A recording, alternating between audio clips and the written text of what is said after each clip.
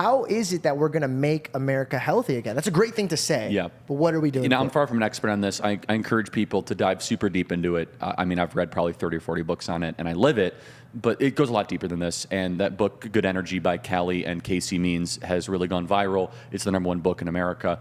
And what they are able to pinpoint in that book, amongst the other community of literature, is that we have a chronic disease epidemic in this country that is far bigger than like systemic racism or climate change or all the other stuff that they have us worry about. And Bobby Kennedy, to his credit, has been pinpointed on this like a heat-seeking missile for the last couple decades.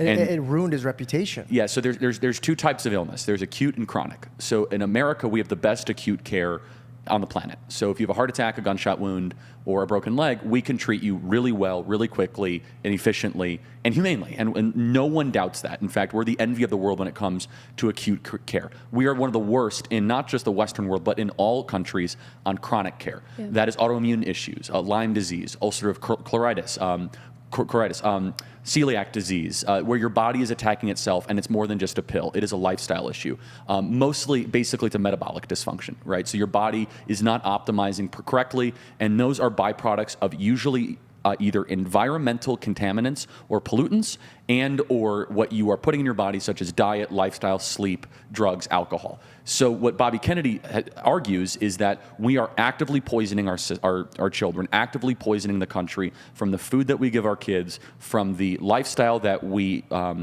elevate and that we do not emphasize enough. And finally, and most importantly, is that our kids are not given a fair shot to be able to succeed if by the time they're 15, they're overweight or obese. So in Japan, this is an amazing study, 3% of Japanese youth are overweight or obese by the age of 15. 50% of American youth are overweight or obese by the age of 15. Something is profoundly wrong with how we are feeding our kids and what we're telling them to do. And it can be as simple as the way we do our farming, the pesticides that we put on our fruits and vegetables, but also if you just look at a typical Lunchables box and what we give our kids in cereal, we are putting things that have been proven in peer-reviewed studies that do not pass the litmus test in Canada, in Germany, in Europe. They do not allow their kids to eat this stuff. We are actively poisoning our kids. So we can start with ending regulatory capture and then saying we just want the same food guidelines as Canada.